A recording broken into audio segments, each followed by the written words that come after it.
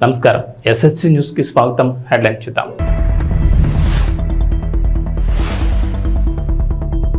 Tea with deputy CM సరికొత్త కార్యక్రమానికి శ్రీకారం చుట్టిన పవన్ కళ్యాణ్.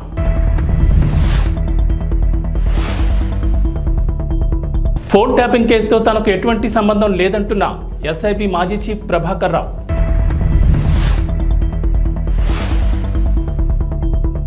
రాజ్ తరుణ్ లావణ్య కేసులో సంచలన విషయాలు వెల్లడించిన అడ్వకేట్ కళ్యాణ్ దిలీప్ సుంకర.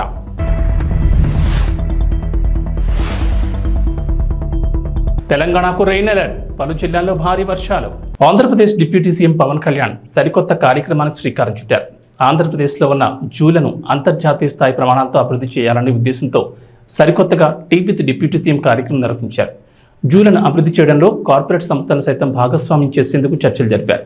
కార్పొరేట్ సంస్థలను ఆకర్షించేందుకు టీ విత్ డిప్యూటీ సీఎం అనే వినూత్న కార్యక్రమాన్ని తీసుకొచ్చారు. జూ పార్కులను అంతర్జాతీయ ప్రమాణాలతో అభివృద్ధి చేయాలని zoo park authority of Andhra Pradesh 14వ గవర్నింగ్ బాడీ సమావేశంలో అటవీ శాఖ అధికారులకు సూచించారు. రాష్ట్రానికి పర్యాటకులను ఆకర్షించేలా ప్రత్యేక కార్యక్రమాలకు రూపొందించాలని పవన్ కళ్యాణ్ ఆదేశించారు.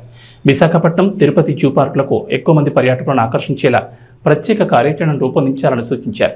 అలాగే రాష్ట్రంలో కొత్తగా జూ పార్కులను ఏర్పాటు చేసేందుకు ఉన్న అవకాశాలను పరిశీలించాలని అధికారులకు చెప్పారు. కొత్త జూ పార్కుల ఏర్పాటుకు నివేదికలు రూపొందించాలని, అరుదైన జంతువుల దిగుమతి ప్రదర్శనపై ఫోకస్ పెట్టాలన్నారు. పర్యాటకుల్ని మరింతగా ఆకట్టుకునేందుకు జూ పార్కులలో వన్యప్రాణుల సందర్శనతో వైల్డ్ లైఫ్ ఎక్స్పీరియన్స్ కలిగేలా ఏర్పాట్లు చేయాలని సూచించారు.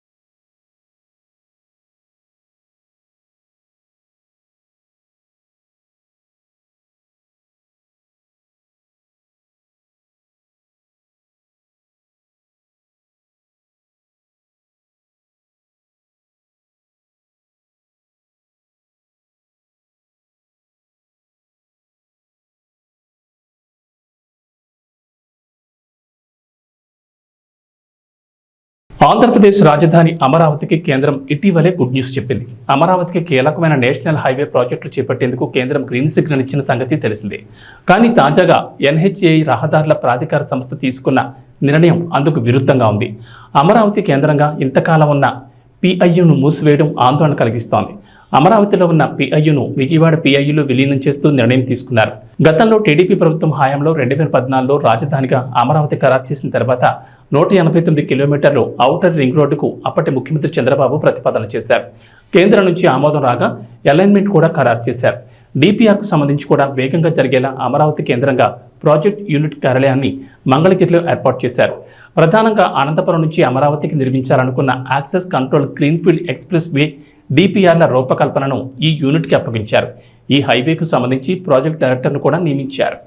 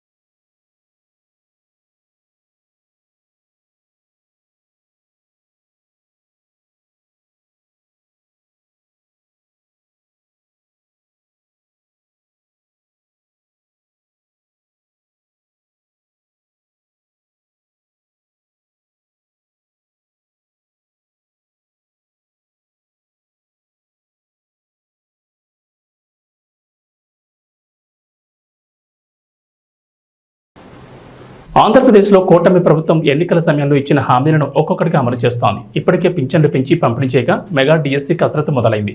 అన్నా క్యాంటీన్ల ఏర్పాటు దిశగా అడుగులు పడుతున్నాయి. ల్యాండ్ టైటిలింగ్ యాక్ట్ను రద్దు చేశారు. తాజాగా మరో హామీకి సంబంధించి కీలక నిర్ణయం తీసుకున్నారు. తల్లికి వందనం పథకానికి సంబంధించి కీలక ఆదేశాలు జారీ చేశారు. అలాగే విద్యార్థులకు అందజేసే స్టూడెంట్ కిట్కు సంబంధించి కూడా క్లారిటీ ఇచ్చారు. కొత్త ప్రభుత్వంలో పథకాల పేర్లు మారడంతో ఈ మేరకు పాఠశాల విద్యాశాఖ కార్యదర్శి కోన శశిధర్ ఉత్తర్వులు జారీ చేశారు. చంద్రబాబు సర్కార్ 1వ తరగతి నుంచి ఇంటర్మీడియట్ వరకు చదివే విద్యార్థులకు అమ్మకు వందనం పేరుతో ఏడాదికి 15,000 ఆర్థిక సహాయం అందించాలని నిర్ణయించింది.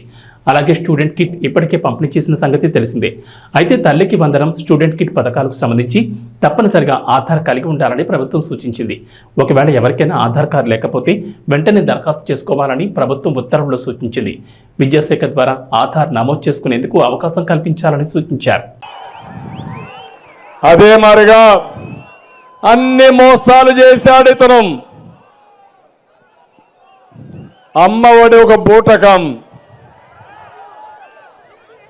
ఏం చెప్పాడు ఆ రోజు? అందరికి ఇస్తానన్నాడు. మోసం చేశాడా లేదా? అందరి బిడ్డలకి ఇవ్వడం లేదు కదా. అందుకే నేను ఆలోచించాను, తల్లికి వందనం, తల్లికి వందనం నేనే ప్రారంభించాను. ఆడబిడ్డలు శాశ్వతంగా, మగబిడ్డలు కానీ ఆడబిడ్డలు కానీ బిడ్డలు తల్లులని గౌరవించాలనే ఉద్దేశంతో తల్లికి వందనం తీసుకొచ్చాను. ఈరోజు హామీ ఇస్తున్నాను, తల్లికి వందనం కింద సంవత్సరానికి ప్రతి ఒక్క బిడ్డకి 15,000 రూపాయలు ఇచ్చే బాధ్యత నాది. ఒక్కరి నిబంధన లేదు. ఇద్దరుంటే ఇద్దరికి ఇస్తా, ముగ్గురుంటే ముగ్గురికి ఇస్తా, నలుగురుంటే నలుగురికి ఇస్తా.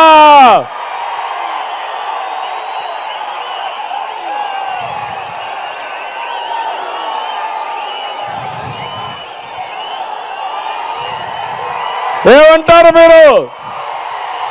బాగుందా లేదా?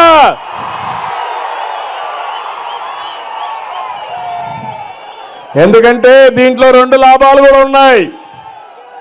ఆంధ్రప్రదేశ్లో ఒకప్పుడు నేనే కుటుంబ నియంత్రణ తీసుకొచ్చా. జనాభా తగ్గిపోతా ఉంది.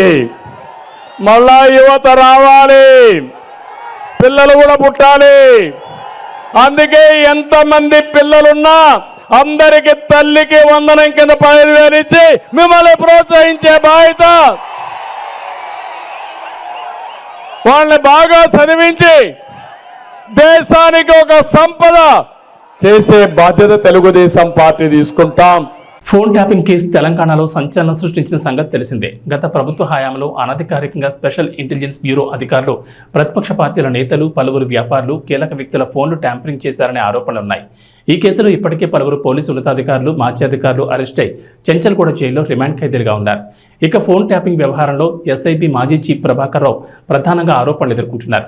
కాంగ్రెస్ అధికారంలోకి రాగానే ఆయన దేశం వదిలి అమెరికాకు వెళ్లిపోయారు. కేసులో ఆయనే ప్రధాన నిందితుడిగా తీవ్ర ఆరోపణలు ఎదుర్కొంటున్నారు. ఈ నేపథ్యంలో ఆయన అమెరికా నుంచి పోలీసులకు రాసిన లేఖ ఆలస్యంగా వెలుగులోకి వచ్చింది. జూన్ 23న ప్రభాకర్ రావు జూబ్లీహిల్స్ పోలీసులకు లేఖ రాశారు. ఫోన్ ట్యాపింగ్ కేసుతో తనకు ఎటువంటి సంబంధం లేదని ఆ లేఖలో వెల్లడించారు. జూన్ 26న తాను ఇండియాకు తిరిగి రావాల్సిందని, ఆరోగ్యం బాగోలేక యుఎస్లోనే ఉండిపోవాల్సి వచ్చిందన్నారు. తాను క్యాన్సర్, గుండె సంబంధిత వ్యాధులతో బాధపడుతున్నానని, అమెరికా డాక్టర్ల సూచనతో అక్కడే చికిత్స పొందుతున్నట్లు వెల్లడించారు. హైదరాబాద్ మహానగరంగా వేగంగా విస్తరిస్తోంది. అదే సమయంలో నగరవాసులు తీవ్ర ట్రాఫిక్ సమస్యలు ఎదుర్కొంటున్నారు. రద్దీగా ఉండే రోడ్లతో వాహనదారులు ఇబ్బందులు పడుతున్నారు. ట్రాఫిక్ రద్దీని నియంత్రించేందుకు ప్రభుత్వం ఇప్పటికే నగరంలోని పలు ప్రాంతాల్లో ఫ్లైఓవర్లు, అండర్ పాస్లు నిర్మించింది. మరికొన్ని ప్రాంతాల్లోనూ కొత్తగా ఫ్లైఓవర్ల నిర్మాణానికి సిద్ధమైంది. ఇక నగరవాసులకు సుఖవంతమైన, వేగవంతమైన ప్రయాణాన్ని అందించేందుకు నగర మూలల వరకు మెట్రో విస్తరించాలని ప్రభుత్వం ప్లాన్ చేస్తోంది. ప్రస్తుతం ఎల్బీ నగర్, మియాపూర్, నాగోల్, ఎల్బీ నగర్ కారిడార్లలో మెట్రో సేవలను అందిస్తుండగా నగర శివారు ప్రాంతాలైన హయత్ నగర్, శంషాబాద్, బిహెచ్ఎల్, పటాన్చెరు వంటి ప్రాంతాలకు సైతం మెట్రోను విస్తరించేందుకు ప్లాన్ చేస్తున్నారు. ఈ నేపథ్యంలో బుధవారం బేగంపేటలోని మెట్రో రైల్ భవనంలో Hyderabad metro rail MD NVS Reddy, ఇతర ఇంజనీర్ల బృందం, డిపిఆర్ కన్సల్టెన్సీ ఇంజనీరింగ్ నిపుణులతో ఎన్హెచ్ అధికారులు భేటీ అయ్యారు. ఈ భేటీలో మెట్రో ప్రాజెక్ట్, ఫ్లైఓవర్లకు సంబంధించిన పలు కీలక నిర్ణయాలు తీసుకున్నారు. గత వైసీపీ ప్రభుత్వంపై కేంద్ర మంత్రి బండి సంజయ్ తీవ్ర వ్యాఖ్యలు చేశారు. టీటీడీని రాజకీయ పునరావాస కేంద్రంగా మార్చారని విమర్శించారు. స్వామివారిపై భక్తి లేని వారు నామాలు పెట్టుకుని స్వామికి టీటీడీ ఆస్తులకు పంగనామాలు పెట్టారని మండిపడ్డారు. ఇతర మతస్థులకు అధికారాన్ని అప్పగించి తిరుమల క్షేత్రాన్ని అపవిత్రం చేశారని దుయ్యబట్టారు. గత 5 ఏళ్లు వీరప్పన్ వారసుల చేతిలో టీటీడీ పాలన సాగిందని సంజయ్ అన్నారు. ఎర్రచందనం కొల్లగొట్టి వేల కోట్లను సంపాదించారని చెప్పారు. ఎర్రచందనం స్మగ్లర్ల పట్ల కఠినంగా వ్యవహరిస్తామని, వారిని వదిలిపెట్టబోమని అన్నారు. వెంకటేశ్వర స్వామివారి దయ భిక్షతో కార్యకర్త స్థాయి నుంచి కేంద్ర మంత్రి స్థాయికి ఎదిగానని చెప్పారు. ఈరోజు బండి సంజయ్ తిరుమల శ్రీవారిని దర్శించుకున్నారు. దర్శనానంతరం మీడియాతో మాట్లాడుతూ ఆయన ఈ వ్యాఖ్యలు చేశారు. బండి సంజయ్తో పాటు పలువురు బీజేపీ నేతలు కూడా స్వామివారిని దర్శించుకున్నారు. కేంద్ర మంత్రి హోదాలో స్వామివారిని బండి సంజయ్ దర్శించుకోవడం ఇదే మొదటిసారి. మనం మొన్నటి వరకు చూసినాం. మనం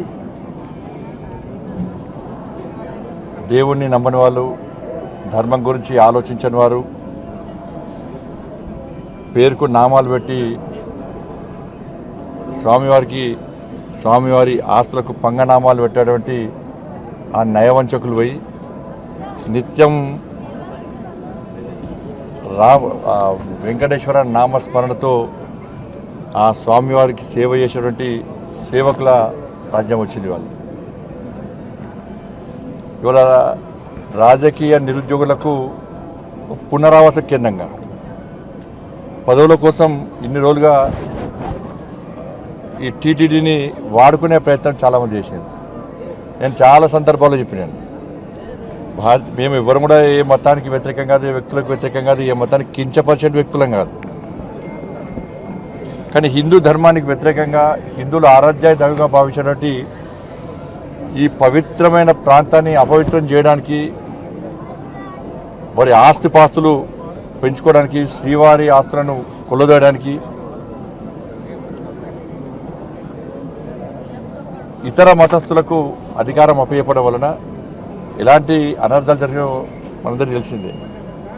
అందుకే 2 కొండలవాడ గోవింద గోవింద అనే వ్యక్తులు వేరు. ఆ అరాచక నయవంచక పాలన పీడ విరగడైంది.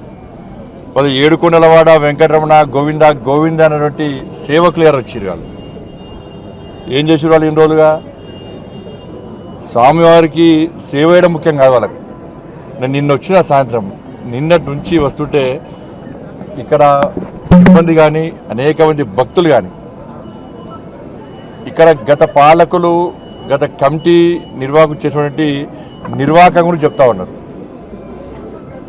అక్రమ దందా, లంగ దందా, లఫంగ దందా, దొంగ దందాలు చేసి వాళ్ళ స్వామివారి ఆస్తిని, జాతీయ సంపదను కొల్లగొట్టే ప్రయత్నం చేశారు. వాళ్ళ ఎర్రచందనం వీళ్ళంతా వీరప్పన్ వారసులు. అంతా కూడా వీరప్పన్ వారసుల చేతిలో మొన్నటి వరకు కూడా టీటీడీ ఉండే. స్వామివారి పవర్ ఎంతో తెలుసు, స్వామివారి శక్తి ఎంతో తెలుసు. సరే 10 సంవత్సరాలు వాళ్ళు ఆడింది ఆట, పాడిందే పాట కావచ్చు. ఇవాళ ఏమైంది పరిస్థితి? స్వామివారి జోలు పోతే ఏమైంది పరిస్థితి? కాబట్టి ఎర్రచందనం పేరుతోని దొంగదందా చేస్తూ వేల కోట్ల రూపాయలు స్వామివారి ఆస్తిని, జాతీయ సంపదను దోచుకుంటూ వాళ్ళే ఇవాళ రాజకీయాలను శాసించే స్థాయికి వచ్చారు. రాజకీయ నాయకులను వాళ్ళ గుప్పిట్లో పెట్టుకొని ఎన్నికల్లో గెలవాలన్నా, ఎన్నికల్లో ఖర్చు పెట్టాలన్నా, పార్టీలు నడవాలన్నా, చివరకు ప్రభుత్వాన్ని కూడా అప్పులు ఇచ్చే స్థాయికి వచ్చిరంటే ఇంతకంటే దుర్మార్గం, ఇంత సిగ్గుచేటి కూడా కాదన్న విషయాన్ని మనం గుర్తుంచుకోవాలి. తప్పకుండా దీన్ని వదిలిపెట్టే ప్రసక్తి లేదు. గతంలో విషయంలో చంద్రబాబు నాయుడు గారు మాట్లాడారు, పవన్ కళ్యాణ్ గారు మాట్లాడారు, మా భానుప్రకాష్ గారు, వీళ్ళందరూ కూడా ఈ విషయంలో చాలా సందర్భాల్లో ఫైట్ చేశారు. కానీ వాళ్ళ ఆలోచన ఏంది? ఉన్నన్ని రోజులు ఈ ఎర్రచందనం పేరుతో మొత్తం దోచుకోవాలి, శ్రీవారి సంపదను దోచుకోవాలి, మేము కోటీశ్వరుగా మారాలని చెప్పి ఒక దురాలోచనతో వాళ్ళు ఇన్ని రోజులు ఇక్కడ నిత్యం పాలన కొనసాగించారు. కాబట్టి దాన్ని వదిలిపెట్టే ప్రసక్తి లేదు. పూర్తిగా ఈ విషయాన్ని మా కేంద్ర హోంశాఖ మంత్రులు అమిత్ షా గారు తీసుకొస్తాం. తప్పకుండా దీన్ని నివేదికలు తెప్పించుకుంటాం. ఎర్రచందనం స్మగ్లింగ్ పేరుతోని స్వామివారి సంపదను, జాతీయ సంపదను ఎవరైతే దోచుకున్నారో, అక్రమ దందా చేశారో ఆ మూర్ఖులను వదిలిపెట్టే ప్రసక్తి లేదు. మా మీద ఏ రాజకీయ ఒత్తిడి ఉండదు. రాజకీయ ఒత్తిడిలకు భయపడేటువంటి వ్యక్తులం కాదు. మేము ప్రజా సంపదను, శ్రీవారి సంపదను, జాతీయ సంపదను కాపాడే వ్యక్తులం. ఇన్ని రోజులు మీరు ఆడింది ఆటపాడు, ఇక్కడి నుంచి జరిగే ప్రసక్తి లేదు. వాళ్ళని వదిలిపెట్టే ప్రసక్తి లేదు. రాచకొండ పోలీస్ కమిషనర్ గా సుధీర్ బాబు నియమితులయ్యారు. బుధవారం ప్రభుత్వం ఉత్తర్వులు జారీ చేసిన వెంటనే ఆయన నేరెడ్మెట్ సిపి ఆఫీసులో బాధ్యతలు స్వీకరించారు. గతంలో రాచకొండ సిపిగా సుధీర్ బాబు అసెంబ్లీ ఎన్నికల టైంలో ఇక్కడి నుంచి బదిలీ అయ్యారు. బుధవారం రాష్ట్ర ప్రభుత్వం చేపట్టిన బదిలీలో భాగంగా తిరిగి రాచకొండకు వచ్చారు. ఇప్పటి వరకు రాచకొండ సిపిగా ఉన్న డాక్టర్ తరుణ్ చూసి ఏసీబీ డైరెక్టర్ గా బదిలీ అయ్యారు.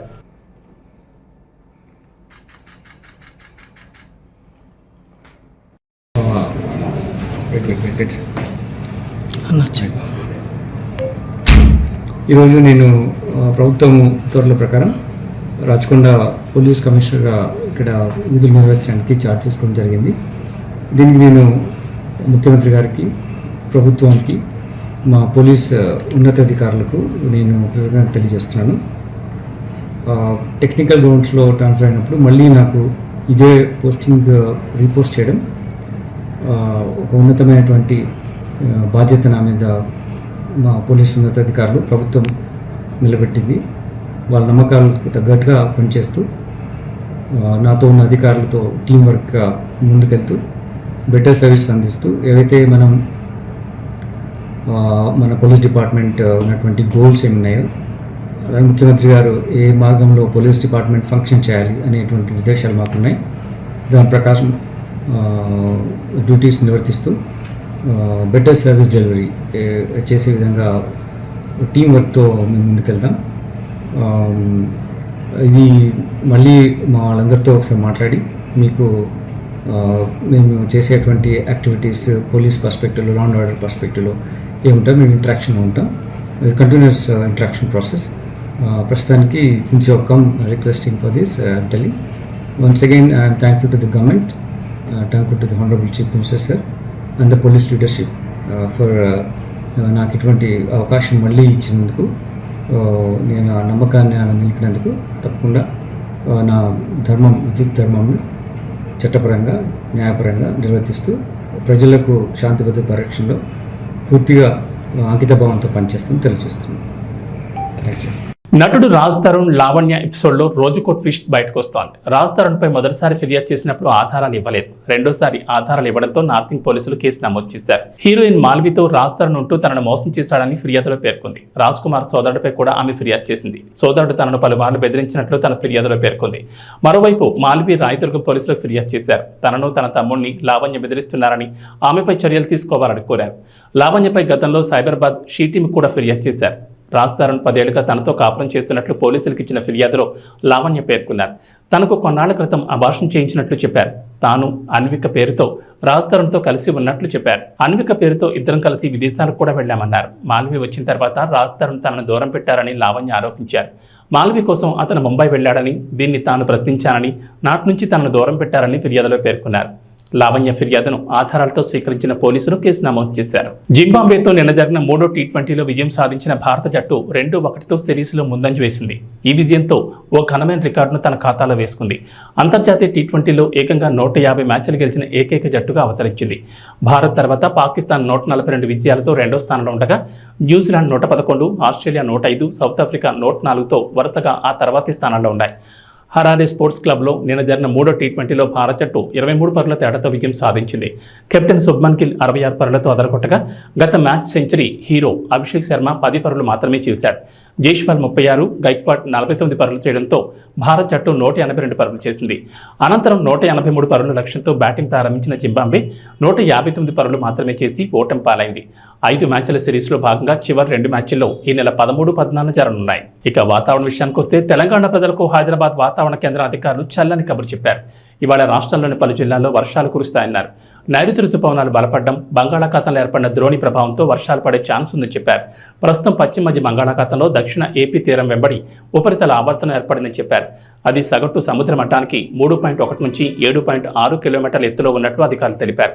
దీని ప్రభావంతో నేడు నిర్మల్, నిజామాబాద్, జగిత్యాల, ఆదిలాబాద్, కొమరంభీం, ఆసిఫాబాద్, మంచిర్యాల, జయశంకర్, భూపాలపల్లి, వికారాబాద్, సంగారెడ్డి, మెదక్, కామారెడ్డి, ములుగు, భద్రాద్రి కొత్తగూడెం జిల్లాల్లో భారీ వర్షాలు కురిసే ఛాన్స్ ఉందని చెప్పారు. గంటకు 30 నుంచి 40 కిలోమీటర్ల వేగంతో బలమైన ఈదురుగాలులు వీస్తాయన్నారు. ఈదురుగాలులకు తోడు ఉరుములు, మెరుపులతో కూడిన వర్షం కురిసే అవకాశం ఉందన్నారు. పలు చోట్ల పిడుగులు పడే ఛాన్స్ ఉందని, అప్రమత్తంగా ఉండాలని ప్రజలకు సూచించారు. అవసరమైతేనే బయటకు వెళ్లారని, పిడుగుపాట్లకు గురయ్యే అవకాశం ఉన్నందున చెట్ల కింద ఉండొద్దని వాతావరణ శాఖ అధికారులు హెచ్చరించారు. ఏబీ బులెటిన్ విశేషాలు. నమస్కారం.